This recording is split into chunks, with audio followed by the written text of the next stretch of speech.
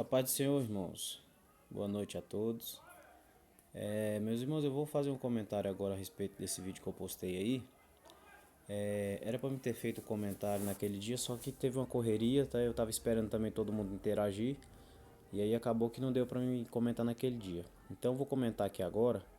E eu já quero deixar aqui bem claro que o meu intuito aqui não é falar mal dessa moça, nem denegrir a imagem dela. Não. O meu intuito foi só mostrar para os irmãos o tanto que nós temos que ter a preocupação em conhecer realmente o que a Bíblia diz, para que nós não cometamos o mesmo erro dela de falar coisas que não está escrita, e também quando a gente ouvir alguém pregando, a gente saber o que é verdade e o que não é, tá bom? Então eu vou colocar o vídeo para rolar e a gente vai comentando por partes. Curiosidade sobre a Bíblia, parte 22. Todo mundo sabe que Jesus morreu na cruz. Mas uma coisa que pouca gente sabe é que toda cruz era feita sob medida para a pessoa que ia morrer nela. Antes de Jesus ser crucificado, ele foi colocado lá de Barrabás para ser julgado pelo povo. O povo podia escolher quem ia ser crucificado. Bom, ela começa dizendo que Jesus morreu na cruz, todo mundo sabe, que poucas pessoas sabem que toda cruz era feita sob medida para a pessoa que ia morrer nela.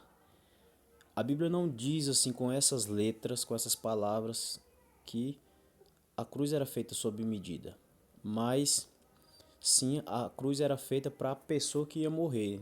Não acontecia de deles fazer uma cruz para uma pessoa e depois trocar e a outra pessoa morrer na cruz que era para o outro. Não, isso não acontecia. Agora, um fato que poucas pessoas sabem, qual foi a acusação que usaram para poder condenar Jesus à morte? Porque os religiosos da época tentavam pegar Jesus em tudo no que diz respeito à lei de Moisés. Mas Jesus obedeceu em tudo ele foi fiel. E ele não desobedeceu nenhum só mandamento da lei de Moisés. Então, dentro da lei de Moisés, os religiosos não conseguiram incriminar Jesus. Então, eles usaram um artifício das leis humanas. Que leis são essas, Valdeir? Existia um decreto do rei Dário, ou Dario, né, que ele fez esse decreto, foi um decreto feito depois do exílio babilônico, né, isso foi feito na época de Esdras. Esdras viveu na mesma época de Neemias. Neemias ele reedificou os muros de Jerusalém e Esdras deu continuidade na construção do novo templo, né?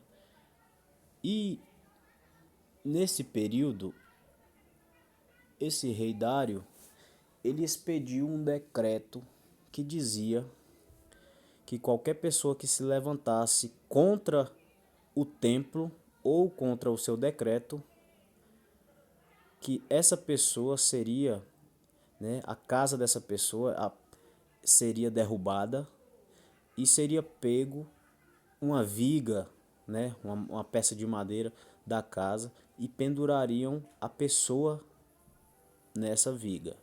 Eu vou abrir aqui, vou mostrar para os irmãos aqui, lá no livro de Esdras, Esdras no capítulo 6, verso 11 e 12, e diz assim, ó: Também por mim se decreta, isso quem está falando é o rei Dário, que todo homem que mudar este decreto se arrancará um madeiro da sua casa, e levantando o pendurarão nele, e a sua casa se fará por isso um monturo. Monturo é um monte de entulho, irmãos. E aí ele continua dizendo assim: O Deus, pois, que fez habitar ali o seu nome, derrube a todos os reis e povos que estenderem a sua mão para mudar o decreto e para destruir esta casa de Deus. Aqui ele está falando do templo, que está em Jerusalém. Eu Dario, baixei o decreto, com diligência se faça. Então o que ele está dizendo? Ó, se um homem se levantar contra essa casa de Deus ou contra esse decreto, que se arranque um madeiro da sua casa e pendurem ele nela, nessa madeira. Se for um povo, uma nação, um reino que se levante contra o decreto ou contra esta casa de Deus, que é o templo, o próprio Deus se encarregue de destruir aquele reino. E aí é que eu vou falar para os irmãos qual foi a acusação que usaram contra Jesus. Lá no livro de João, no capítulo 2, Jesus ele entra dentro do templo e ele vê ali os cambistas, né, e os vendedores de animais, E aí ele começa a expulsar todo mundo, né? Batendo com a azorrague e tal, expulsando. Aí os fariseus chega perto dele, os religiosos, e fala: que sinal o Senhor nos dá, né, para fazer tudo isso? Ou seja, que autoridade é que o Senhor tem para fazer isso? E aí Jesus fala a seguinte frase, ó: derribai este templo e em 3 dias eu o reconstruirei de novo. Só que Jesus estava falando do templo do seu corpo. E eles entenderam que ele estava falando contra o templo. Eles até falam: em 48 anos ou 46 anos, esse templo foi edificado. Como tu vai reedificar ele em 3 dias? E aí nós sabemos que Jesus estava falando do seu próprio corpo.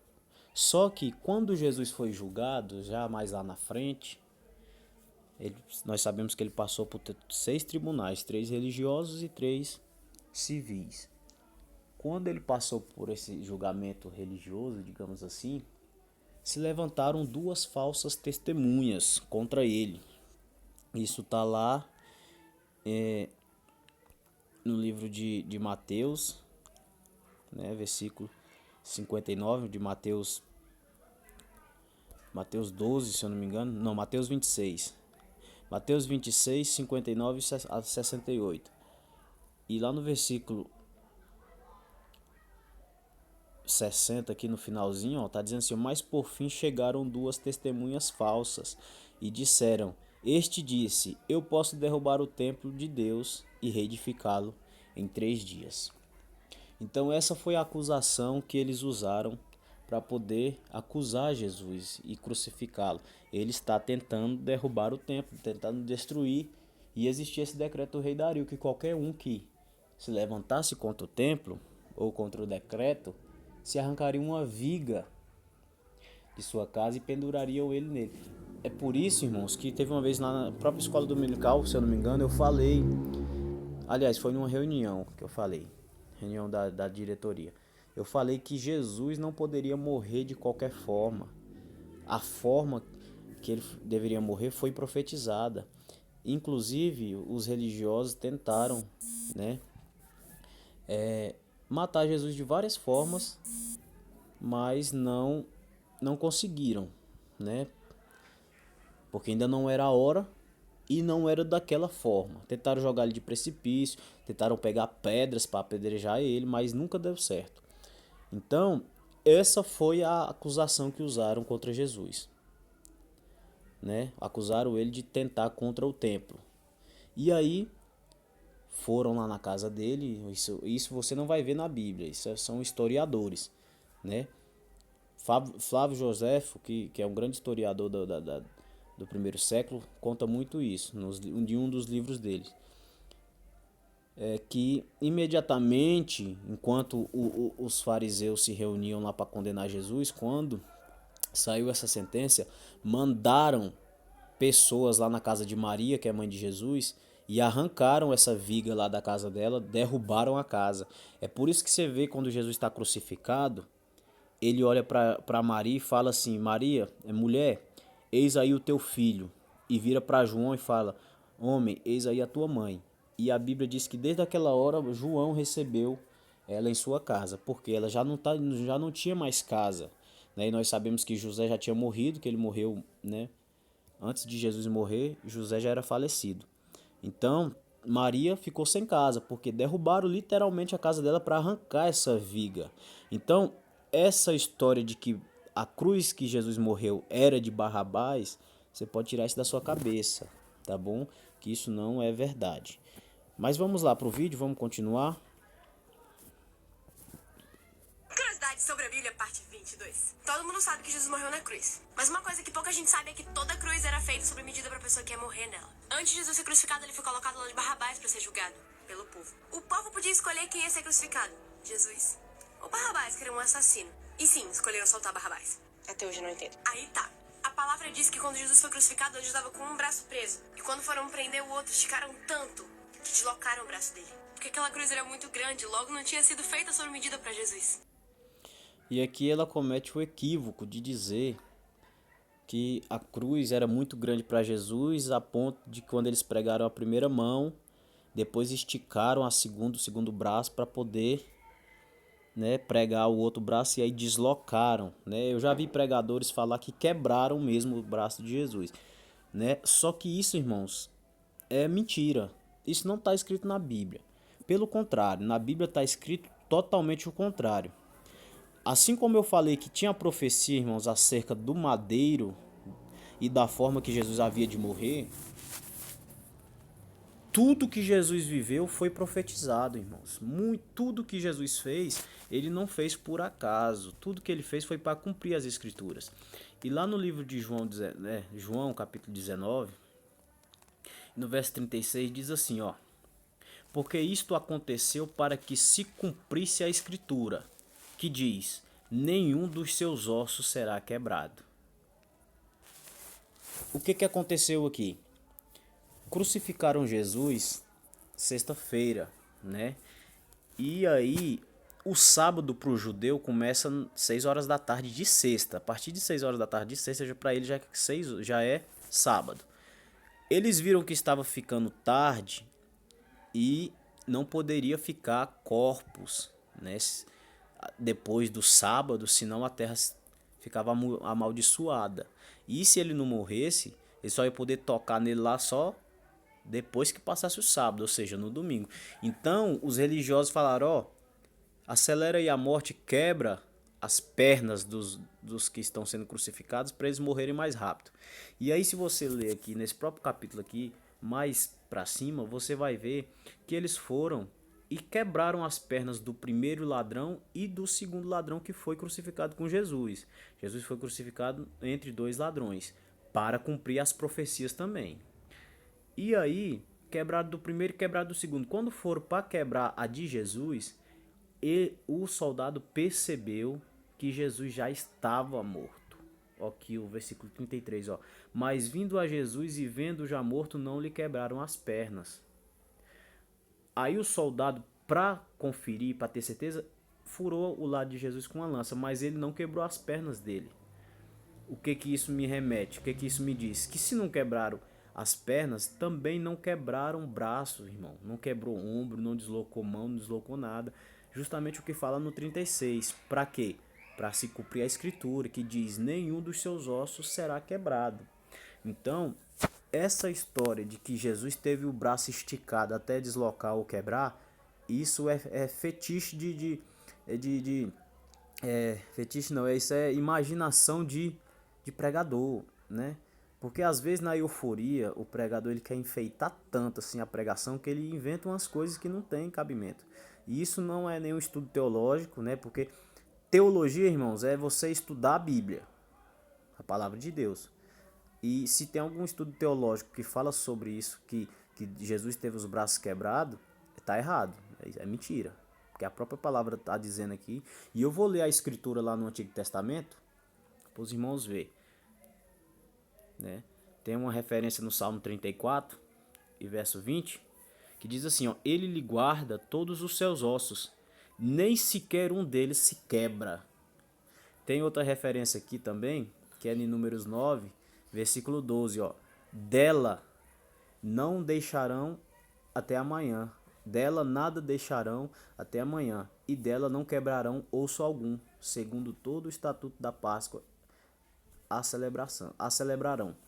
Jesus morreu na Páscoa, porque ele é o Cordeiro, e dela que está falando aqui é uma oferta, irmãos. Jesus é a oferta pelo nosso sacrifício. Então toda oferta no Antigo Testamento remete a Jesus, é uma tipologia de Cristo. Então essa oferta não poderia ter os seus ossos quebrados, irmãos. Então a gente tá vendo aqui, né, eu estou mostrando para os irmãos na Bíblia, não estou aqui com o meu pensamento, com o meu achismo.